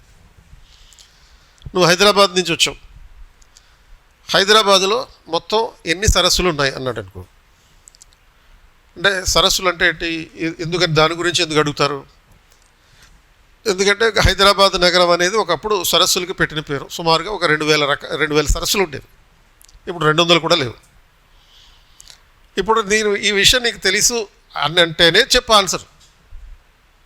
తెలీదు అనుకో, తెలీదని చెప్పేసి, నిజాయితీగా తెలియదని చెప్పేసి. ఇప్పుడు సపోజ్ నీ హాబీస్ గురించి అడుగుతారని చెప్పాం కదా, హాబీస్లో నువ్వు సపోజ్ బ్యాడ్మింటన్ ఆడడం నా హాబీ అన్నావు అనుకో, అక్కడ రాస్తావు నువ్వు బ్యాడ్మింటన్ నీకు ఆడడం నీ హాబీ కాబట్టి బ్యాడ్మింటన్ గురించి క్వశ్చన్లు అడిగినప్పుడు నిజాయితీగా ఆన్సర్ చెప్పాలి. అది who is the present world champion in the badminton. నీకు ఆ టైంకి పివి సింధు అనే పేరు గుర్తొచ్చింది అనుకో, చెప్పేసేయి అని అనట్లేదు నేను. పివి సింధు అనేది మనకు తెలిసిన పేరు, కానీ వరల్డ్ ఛాంపియనా కాదా అనే విషయం నాకు తెలీదు, మీకు కూడా మ్యాక్సిమం తెలియకపోవచ్చు. అడిగేవాడికి ఖచ్చితంగా ఆన్సర్ తెలియాలనే గ్యారంటీ లేదు. వాడికి నీకు తెలుసా లేదా అని అడుగుతాడు. నువ్వు ఆన్సర్ చెప్పే లోపల వాడు ఆ మొబైల్ ఫోన్లో చూసుకుంటాడు 2025 వరల్డ్ ఛాంపియన్ ఎవరు బ్యాడ్మింటన్ అని చెప్పి చూసుకుంటాడు. నువ్వు ఏం ఆన్సర్ చెప్తావో వెయిటింగ్ చేస్తాడు. నువ్వు అక్కడ అబద్ధం చెప్పావనుకో, అంటే నీకు తెలిసిన ఆన్సర్ చెప్పావనుకో, నీకు ఆనెస్టీ లేదు. కాబట్టి నీకు అది తెలియదని చెప్పు, తప్పులేదు. Because integrity is the top most important thing in the interview that is being tested over there. అంటే నువ్వు ఇంటెగ్రిటీ తక్కువైనంత మాత్రాన నువ్వు ఫెయిల్ అవుతావని కాదు అక్కడ, కానీ ఇంటర్వ్యూలో తక్కువ మార్కులు వస్తాయి నిజాయితీగా ఆన్సర్ చెప్పట్లేదని. రిటర్న్లో వచ్చే మార్కులతో నువ్వు సెలెక్ట్ అయిపోవచ్చు. ఇంటర్వ్యూలో సపోజ్ 200 మార్కులు రావాల్సింది 100 మార్కులే వేస్తారు. ఇప్పుడు సపోజ్ బ్యాడ్మింటన్ నీ హాబీ అని చెప్తావు. They may ask you a question like, నువ్వు బ్యాడ్మింటన్ ఆడేటప్పుడు షటిల్ కాక్తో కదా ఆడతావు, మరి ఆ షటిల్ కాక్ ఒక 21 మ్యాచ్ పాయింట్లో ఎంతసేపు గాలిలో ఉంటుంది అని క్వశ్చన్ అడుగుతారు. ఆ కాక్ గాలిలో ఎంతసేపు ఉంటుంది ఒక 21 మ్యాచ్ పాయింట్లో? సుమారుగా ఒక 10 మినిట్స్ ఉంటుంది సార్ అని అన్నావు అనుకో, నువ్వు అబద్ధం చెప్పినట్టు. ఎందుకంటే మనిషి అనేవాడు ఎవడు, ఇంక్లూడింగ్ పివి సింధు, ఇది ఎవడు లెక్క పెట్టుకోరు. కాకి ఎంతసేపు గాల్లో ఉంటుందని లెక్క పెట్టుకుంటూ కూర్చుంటే ఇక్కడ నువ్వు ఆడలేవు. కాబట్టి దానికి ఏం చెప్పాలి, నువ్వు ఫస్ట్ సారీ చెప్పేయాలి అక్కడ పొలైట్గా. సారీ అని కాకుండా, sorry sir I'm not sure about this అని కొంచెం నిజాయితీగా పొలైట్గా ఆన్సర్ చెప్పాలి. నాట్ షూర్ అని చెప్పి కొంచెం క్యాలిక్యులేషన్ చేయాలి అక్కడ. క్యాలిక్యులేషన్ ఏంటంటే ఆన్ అన్ యావరేజ్ ఒక మ్యాచ్ పాయింట్ రావడానికి ఒక 1 మినిట్ పట్టే అవకాశం ఉంది. ఈ 1 మినిట్లో ఆ కాక్ ట్రావెల్ చేసే స్పీడ్ సపోజ్ ఒక 10 సార్లు అటు ఇటు ట్రావెల్ చేస్తే ఒక్కొక్కటి ఒక 2 సెకండ్స్ 3 సెకండ్స్ ట్రావెల్ చేస్తుంది.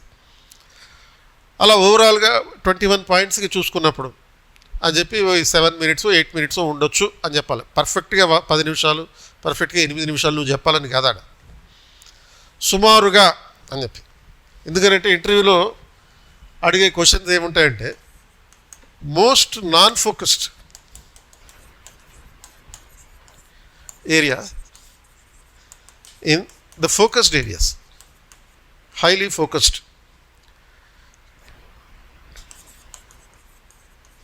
ఇది ఇంటర్వ్యూలో అడిగే క్వశ్చన్ ప్యాటర్న్ అలా ఉంటుంది.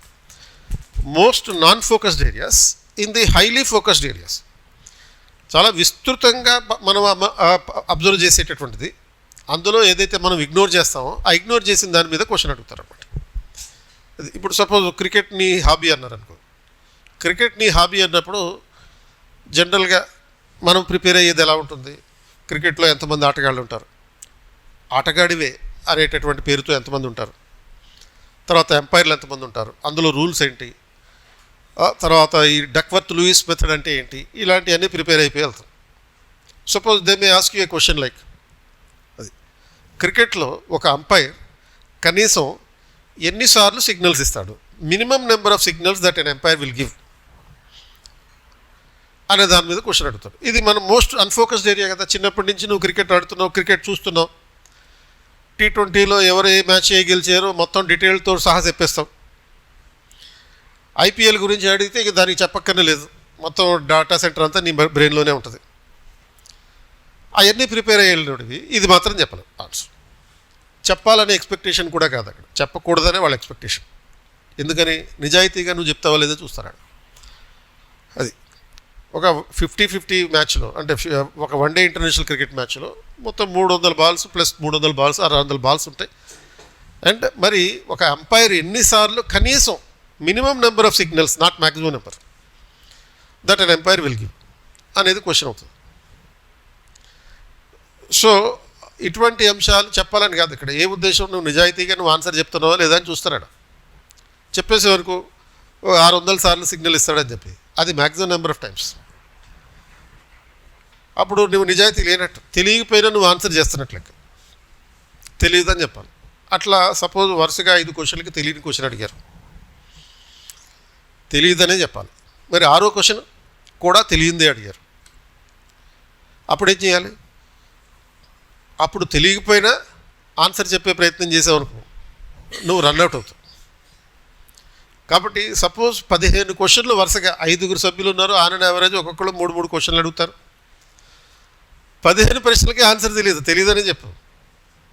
తెలియని దాన్ని తెలుసని ఎట్లా చెప్తావు? అది ఆ నిజాయితీని ప్రశ్నిస్తున్నారు అక్కడ. నీకు ఇన్ఫర్మేషన్ ఉందా లేదా అనేది ప్రిలిమ్స్ మెయిన్స్లో అయిపోయింది టెస్టింగ్. నువ్వు చదువుకున్నావా లేదా అనేది మెయిన్స్లో టెస్టింగ్ అయిపోయింది.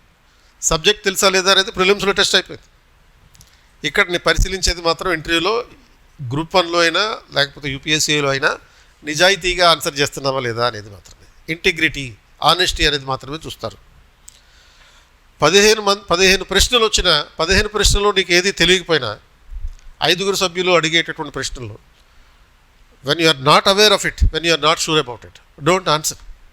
అంటే డోంట్ ఆన్సర్ అంటే ఆన్సర్ చెప్పే తెలియదు అని చెప్పడం కూడా కొంచెం ఎలా ఉండాలంటే పొలైట్గా ఉండాలి, పొగరుగా ఉండకూడదు. పొగరుగా ఉంటే మళ్ళీ అదొక రకమైనటువంటిది. అంటే ఈ ఇంటర్వ్యూ స్ట్రాటజీలో ఉండాల్సినటువంటిది ఏంటి అంటే bureaucratic politeness, not political politeness. Political politeness అంటే ఏంటి? అది పొగరుతో కూడుకున్నటువంటి పొలైట్నెస్. అండ్ బ్యూరోక్రటిక్ పొలైట్నెస్ అంటే అధికార యంత్రాంగంలో ఉద్యోగులు ఏ విధంగా అయితే తమ పై అధికారులకి విధేయతగా ఉంటారో ఆ విధేయత అనేది ఇక్కడ చూస్తారన్నమాట. ఆ బ్యూరోక్రటైజేషన్ చూస్తారు. అది ఇప్పుడు సపోజ్ ఒక ఆస్పిరెంట్ ఇంటర్వ్యూకి వెళ్ళాడు, శ్రీకాకుళం నుంచి ఇంటర్వ్యూకి వెళ్ళాడు. ఇంటర్వ్యూకి వెళ్తే ఆయన అడిగిన క్వశ్చన్స్ ఇదే, నీ పేరేంటి, నువ్వు ఎక్కడి నుంచి వచ్చావు. తర్వాత 3వ ప్రశ్న నుంచి కదా మనకి యాక్చువల్గా మొదలయ్యేదని చెప్పాం కదా. ఎక్కడి నుంచి వచ్చామన్న తర్వాత చైర్పర్సన్ అడిగిన క్వశ్చన్ ఏంటంటే ఫస్ట్ చైర్పర్సన్ తోటి స్టార్ట్ అవుతుంది. నువ్వు ఎలా వచ్చావని అడిగాడు.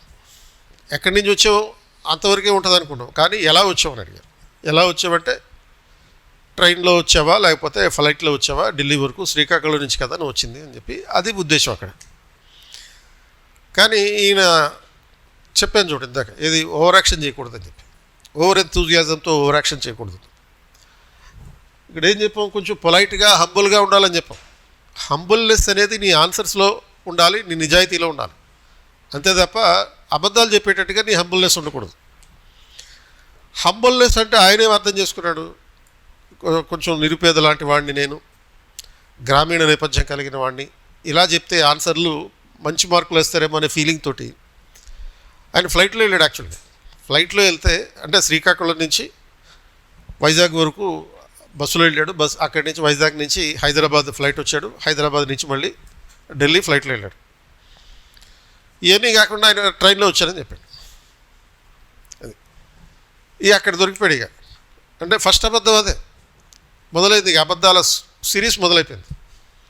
1, 2 కాదు, అతను చెప్పిన ఈ ఒక్క అబద్ధం కారణంగా సుమారుగా 10 క్వశ్చన్లకి అబద్ధం చెప్పాల్సి వచ్చింది. ఓకే, ట్రైన్లో వచ్చావా అంటే మన ఫేషియల్ ఎక్స్ప్రెషన్ తెలిసిపోతాయి వాళ్ళకి, మనం నిజం చెప్తున్నామా అబద్ధం చెప్తున్నామా. ఎందుకంటే నీ వయసు ఎంత, మ్యాక్సిమం యూపీఎస్సీ ఇంటర్వ్యూకి వెళ్తున్నావు అంటే ఆన్ యావరేజ్ 30 ఏళ్ళ కన్నా ఎక్కువ ఉండదు. కానీ అక్కడ ఉన్నవాళ్ళు ఎవరు, యూపీఎస్సీ సభ్యులు, వాళ్ళ వయసు ఎంత, ఆన్ యావరేజ్ 300. అంటే 300 సంవత్సరాలు అంటే మొత్తం 5గురికి కలిపి అంటున్నారు. ఒక్కొక్కడు 60 ఏళ్ళు అయితే మినిమం ఉంటారు కదా, రిటైర్ అయిపోయిన వాళ్ళు ఉంటారు.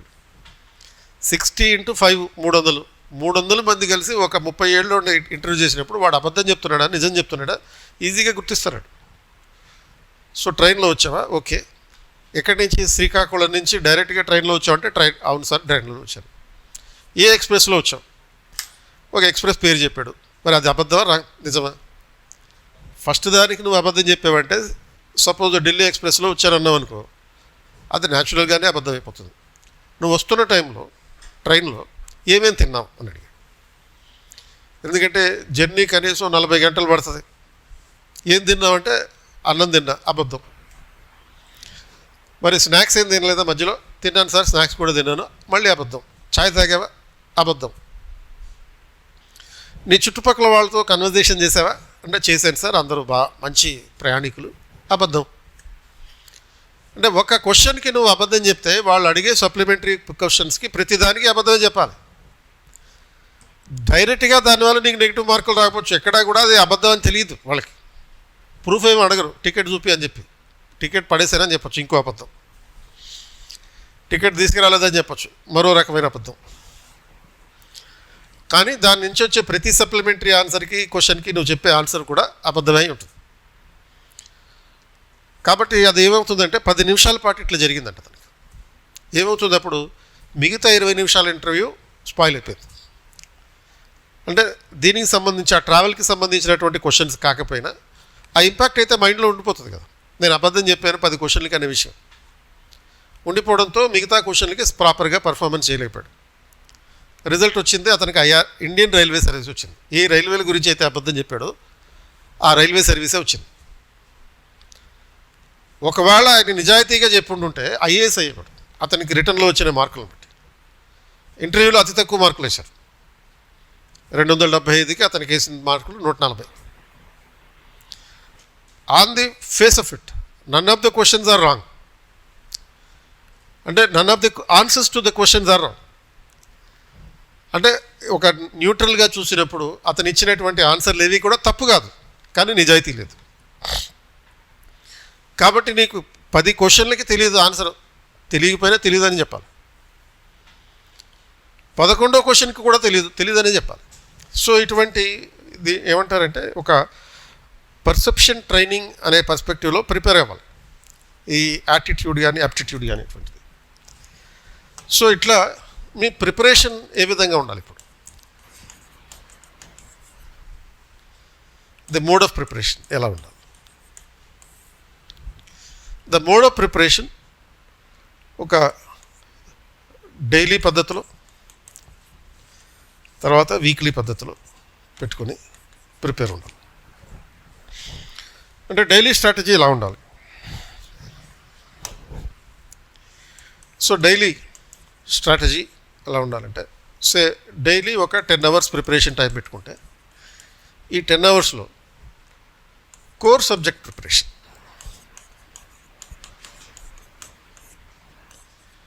ఒక 7 అవర్స్ పెట్టు.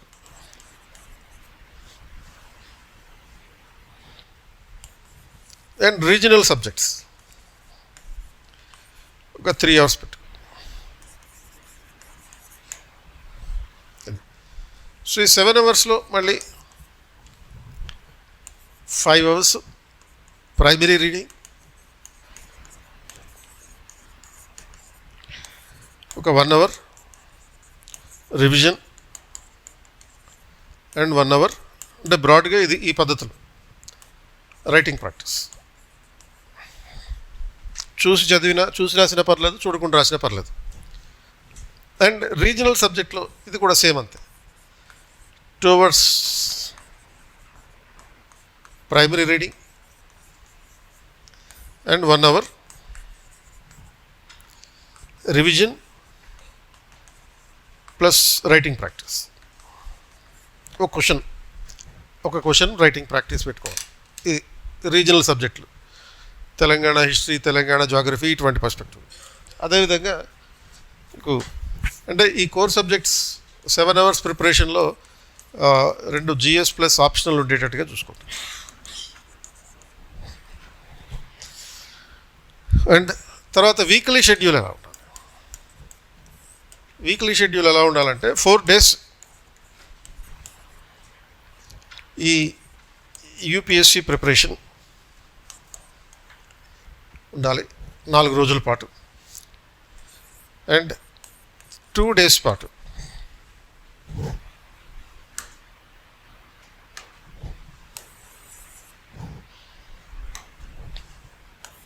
సో ఒకరోజేమో ఈ గ్రూప్స్ ప్రిపరేషన్ పెట్టుకోండి.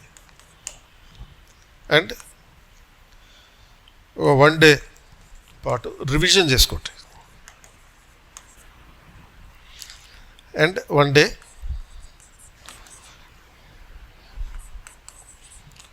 టెస్ట్ సిరీస్కి అంకితం చేయాలి. ఒక హాఫ్ డే ఉంటుంది. 1 day అంటే 4 days అంటే Monday to Thursday and Friday ఈ గ్రూప్స్కి పెట్టుకుంటాం. రివిజన్కి సాటర్డే పెట్టుకుంటాం.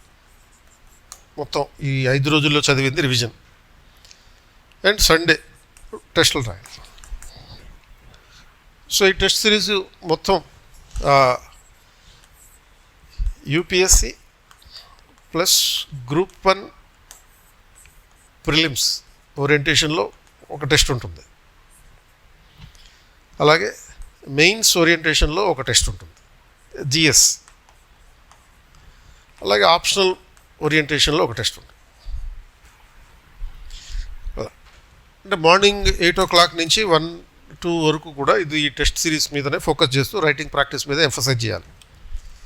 ఈ ప్రిపరేషన్లో వెళ్ళినప్పుడు కాంప్రహెన్సివ్గా ప్రిపరేషన్ అనేటటువంటిది ఒక స్ట్రాటజీగా ఉంటుందన్నమాట.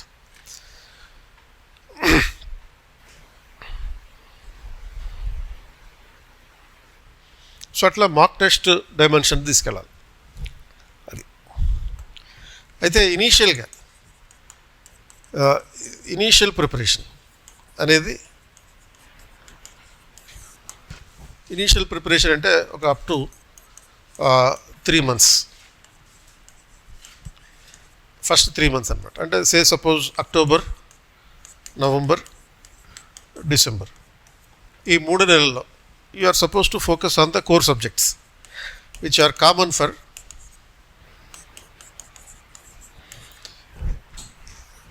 Telangana AP and UPSC. ఈ మూడింటికి కామన్గా ఉండేటటువంటి కోర్ సబ్జెక్ట్ మీద ఫోకస్ చేయాలి. అది అండ్ ఆ తర్వాత ఈ initially you are suppose to focus on the current affairs.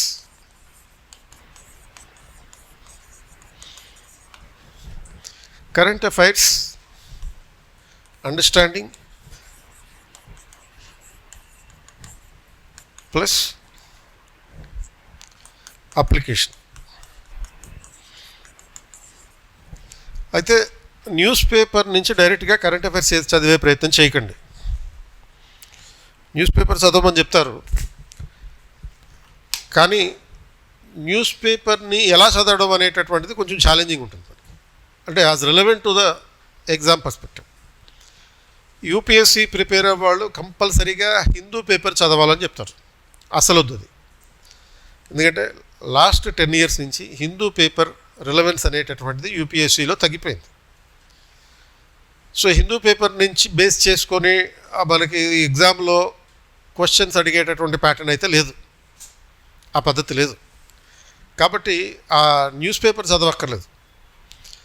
మరి న్యూస్ పేపర్ చదవకపోతే కరెంట్ అఫైర్స్ ఎలా ఉంటాయి, ఎలా దాన్ని అవగాహన చేసుకోవాలి అంటే దానికి మ్యాగజైన్స్ వరకు చదివితే చాలు.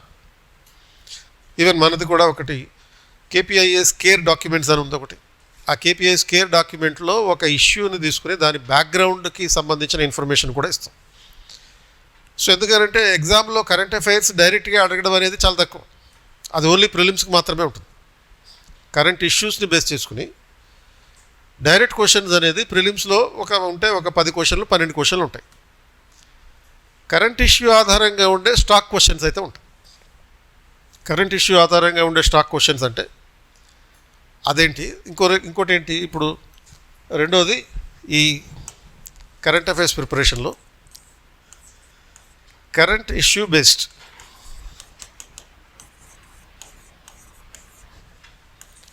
క్వశ్చన్స్ అనేవి ఓన్లీ ప్రిలిమ్స్లో ఒక అప్ టు 15 questions అనుకోవచ్చు, not more than that. And current issue oriented stock questions.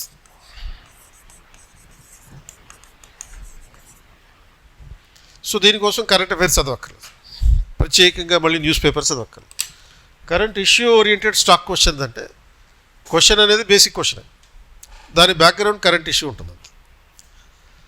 అంటే ఇష్యూ అనేది కరెంటే కానీ బ్యాక్గ్రౌండ్ బేసిక్ ఉంటుంది అని అంటే, ఇప్పుడు suppose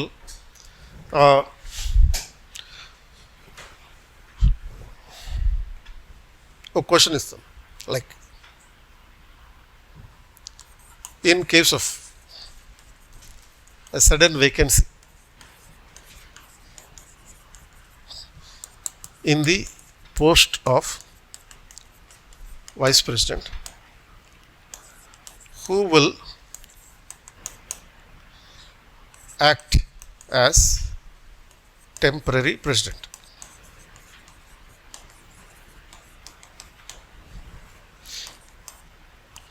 President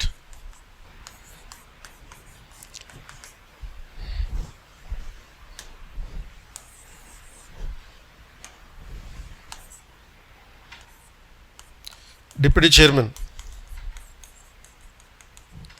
of Rajya Sabha, Supreme Court Chief Justice, none of the above. ఇది stock question. So stock question అంటే ఏంటి? స్టాటిక్ సబ్జెక్ట్కి సంబంధించినటువంటి క్వశ్చన్, వైస్ ప్రెసిడెంట్కి సంబంధించిన క్వశ్చన్, చూడడానికి stock question, but it is having current relevance. ఎందుకు? వైస్ ప్రెసిడెంట్ పోస్టు రీసెంట్గా సడన్గా వేకెన్సీ అయ్యింది కాబట్టి రిజైన్ చేయడం కారణంగా. సో రాజీనామా చేశాడు, అకస్మాత్తుగా ఖాళీ ఏర్పడింది. మరి ఈ నేపథ్యంలో ఖాళీ ఏర్పడినప్పుడు రాష్ట్రపతిగా ఎవరు వ్యవహరిస్తారు ఆయన స్థానంలో అనేది క్వశ్చన్. సో రాష్ట్రపతే ఉపరాష్ట్రపతిగా వ్యవహరించడం, temporary vice president, not temporary president, temporary vice ప్రెసిడెంట్గా ఎవరు వ్యవహరిస్తారు? రాష్ట్రపతి వైస్ ప్రెసిడెంట్గా కూడా వ్యవహరించడం జరుగుతుంది. B, deputy chairman of Rajya Sabha will act as the vice president. C, chief justice of supreme court will act as the vice president. D, none of the above. ఏంటి answer దీనికి?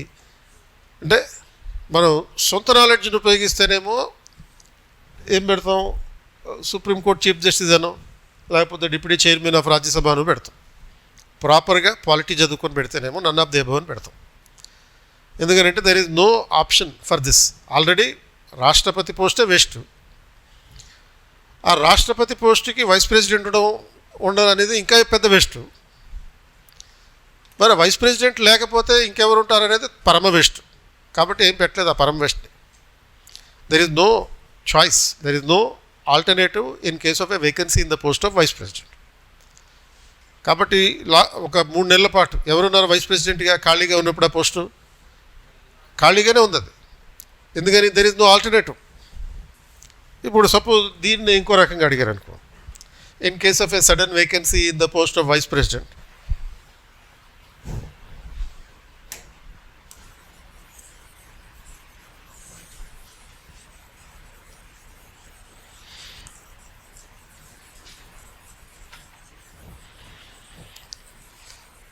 సో ఈ కరెంట్ రిలవెన్స్ ఉన్నటువంటి ఈ ప్రశ్నకి ఇంకో రకంగా question, what is the time within which election to the next vice president to be held? అది అంటే ఎంత కాలంలోగా ఆ రాష్ట్రపతి ఉపరాష్ట్రపతి ఎన్నిక జరగాలి? జనరల్గా 6 months, 2 months, 3 months, none of the above. ఇలా ఆప్షన్ ఇస్తారు.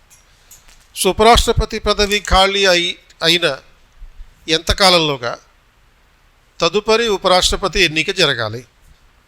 6 నెలల్లోగానా, 2 నెలల్లోగానా, 3 నెలల్లోగానా, ఆర్ 5 ఏవి కావు? నన్ ఆఫ్ ది అబవ్ అనేది. ఇప్పుడు ఉపరాష్ట్రపతి ధన్ఖడ్ రాజీనామా చేశారు, 2 నెలల్లోగా next vice president election conduct చేశారు అనేది రీసెంట్ ఇష్యూ. ఆ నేపథ్యంలో అడిగే స్టాక్ క్వశ్చన్ ఇది, ఆర్టికల్ 68లో ఉన్నటువంటి క్వశ్చన్. అంటే ఏంటి answer? Again none of the above. దీనికి ఏమి 6 months అనేది లేదు, 2 monthsలో చేశారు, నెక్స్ట్ కండక్ట్ చేశారు అనేది కూడా కాదు. మరేంటి? At the earliest possible time the election for the next vice president has to be conducted అనేది యాక్చువల్గా ఉన్నటువంటి answer. At the earliest possible time అంటే సాధ్యమైనంత వేగంగా తదుపరి ఉపరాష్ట్రపతి ఎన్నిక నిర్వహించాలి అని చెప్పారు రాజ్యాంగంలో తప్ప 68లో. ఇది కంపల్సరీగా 6 నెలల్లో జరగాలి, 14 రోజుల్లో జరగాలి, 2 నెలల్లో జరగాలి, 3 నెలలు అనేది కూడా లేదు. అంటే ఈ అంశం నేపథ్యంలో ఇచ్చినటువంటి current question, but stock related subject. ఇప్పుడు మెయిన్స్లో క్వశ్చన్ ఇవ్వచ్చు ఇలాగే ఈ ఓరియంటేషన్లో. ఇప్పుడు మెయిన్స్ ఉందనుకో, మెయిన్స్లో there is no current affairs in syllabus. ఇది సిలబస్లో కరెంట్ అఫైర్స్ సిలబస్ లేదు మెయిన్స్లో. కానీ ఇక్కడ కూడా క్వశ్చన్స్ ఎలా ఉంటాయి, కరెంట్ అఫైర్ బ్యాక్గ్రౌండ్ ఉండేటటువంటి స్టాక్ క్వశ్చన్స్ అడుగుతారు. అంటే something like, do you think that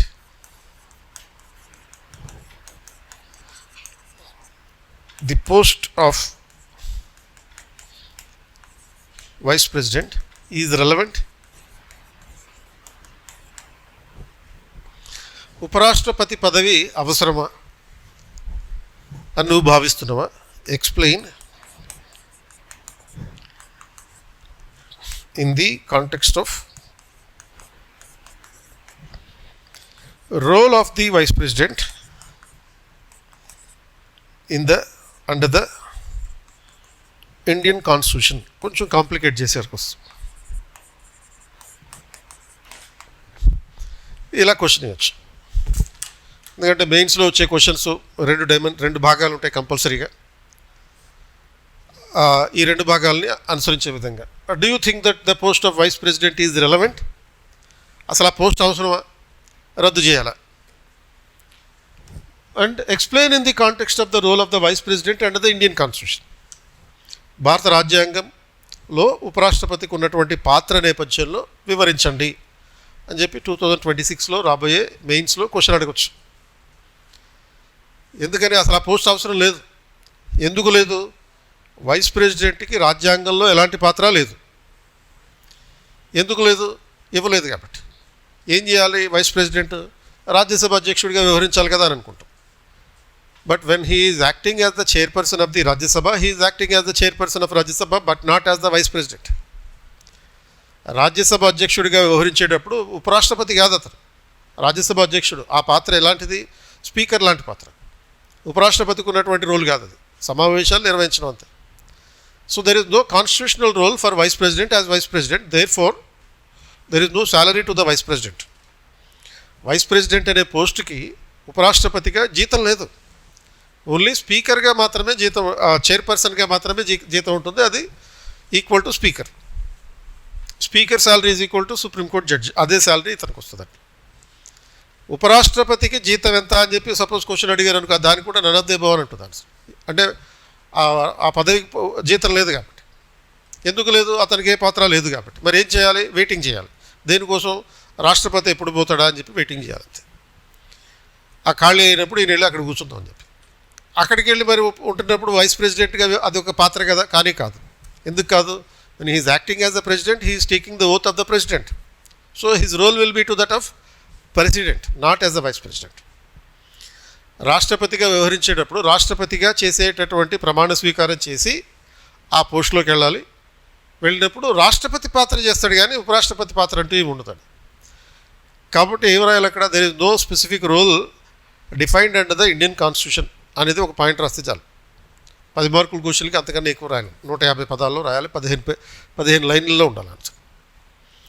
కాబట్టి ఈ రకంగా క్వశ్చన్ అడిగే అవకాశం ఉంది. ఇప్పుడు సపోజ్ ఇది ఏ నేపథ్యంలో అడుగుతారు అని అంటే 2019 నుంచి 2025 వరకు డిప్యూటీ స్పీకర్ పోస్ట్ అనేది లేదు.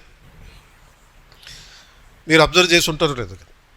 There is no post of deputy speaker in the 17th Lok Sabha or in the 18th Lok Sabha. It is irrelevant. So there for there is no question of deputy speaker. దాని మీద ఆల్రెడీ క్వశ్చన్ ఇచ్చారు 2022లోనే. ఇప్పుడు is it relevant in the Indian parliament to elect the deputy speaker? కాబట్టి అలాంటి డైమెన్షన్లో అసలు vice president అనే post అవసరమా? అది నిర్వహించగా అది లేకపోయినా కానీ పర్వాలేదు, అది లేకపోయినా పర్లేదు. మరి రాష్ట్రపతి పదవి ఖాళీ ఏర్పడితే ఎవడో ఒకడు ఉంటాడు, ఎవరో సుప్రీంకోర్టులో, వాడు ఎవడో ఒకటి తీసుకొచ్చి రాష్ట్రపతిగా వ్యవహరించేటట్టు చేయొచ్చు. ఎవడో ఒకడు అంటే 34 మంది ఉన్నారు.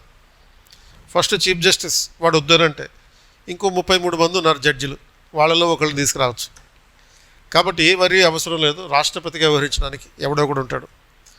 ఉపరాష్ట్రపతి పదవి అనవసరమే అని అంటూనే దీని అవసరం ఏంటి అని చెప్తూ ఇంకో లైన్లో కూడా చెప్పాలి. ఇది ఉంటే మంచిదే, ఉన్నంత మాత్రాన పెద్ద ప్రాబ్లం ఏమీ లేదు అనేటటువంటి పర్స్పెక్టివ్లో తీసుకురావాలంటే అక్కడ ఎక్స్పెక్ట్ చేసేది ఏంటి? నీకు ఆ విషయం తెలుసా లేదా, reality of the practical issue తెలుసా లేదా అనేది గమనించడం మాత్రమే. సేమ్ క్వశ్చన్స్, ఇటువంటి క్వశ్చన్స్ ఇప్పుడు గ్రూప్ 1లో కూడా వస్తున్నాయి. గ్రూప్ 1లో స్టార్టింగ్లో ఇప్పుడు సపోజ్ కొన్ని బేసిక్ క్వశ్చన్స్ అడిగేవారు, కానీ ఇప్పుడు మాత్రం కరెంట్ రిలవెన్స్ ఉన్నటువంటి ఇలా డబుల్ డైమెన్షన్ క్వశ్చన్సే అడుగుతున్నారు. కాబట్టి ఆ పద్ధతిలో ఈ return preparation, prelims preparation, mains preparation, interview preparation, ఈ 3 డైమెన్షన్స్లో ఇంటిగ్రేటెడ్గా అయితే సరిపోతుంది. అంటే focus more on UPSC. And ఆ యూపీఎస్సీ ప్రిపరేషన్ తోటి 70% నువ్వు ఆల్రెడీ ప్రిపేర్ అయిపోయి ఉన్నావు. ఎప్పుడైతే నోటిఫికేషన్ వస్తుందో, నోటిఫికేషన్ వచ్చి రాగానే స్టేట్ నోటిఫికేషన్ ఆ గ్రూప్ 1కి అప్లై చేస్తాం. అప్లై చేసి రీజనల్ ఇష్యూస్ ఎగ్జామ్ ముందు ఒక 2-3 నెలలు చదువుకుంటూ అయిపోయింది యాక్చువల్గా అయితే. సో దాంతో సరిపోతుంది. అందుకనే 70% of the candidates are selected, or getting selected in the group 1 or have already prepared for the UPSC. ఎందుకంటే యూపీఎస్సీ ప్రిపేర్ అయ్యే వాళ్ళకి ప్రతిరోజు రైటింగ్ ప్రాక్టీస్ చేస్తారు. కనీసం రోజు ఒక క్వశ్చన్ రైటింగ్ ప్రాక్టీస్ చేయాలి. వీకెండ్స్లో ఇట్లా టెస్ట్ సిరీస్ ఉంటుంది, రైటింగ్ ప్రాక్టీస్ ఉంటుంది, మాక్ టెస్టులు నిర్వహిస్తాం. మీకు ఇక్కడ కూడా 21st సెంచరీలో కూడా వీకెండ్లో యూపీఎస్సీ ఎగ్జామ్ నడుస్తుంది. ఇప్పుడు ఆల్రెడీ ఒకటి నడుస్తుంది ఆ పక్క రూమ్లో. దాంతోపాటు ఇలా ఇంటిగ్రేటెడ్ ప్రిపరేషన్ చేస్తుంటే కనుక స్టేట్ రిలేటెడ్గా ఉండే ఒక మాక్ టెస్ట్ పెడతాం. ఆప్షనల్ ఎగ్జామ్ ఉంటుంది మొత్తం. సో ఆప్షనల్స్ ఎవరైతే యూపీఎస్సీ ప్రిపేర్ అవుతున్నారో ఆప్షనల్ ఎగ్జామ్ కూడా పెడతాం. So the only extra thing that you have to suppose to do if you are preparing integratedly is preparation of the optional. And select the optional in such a way that it is suitable to the group 1 also.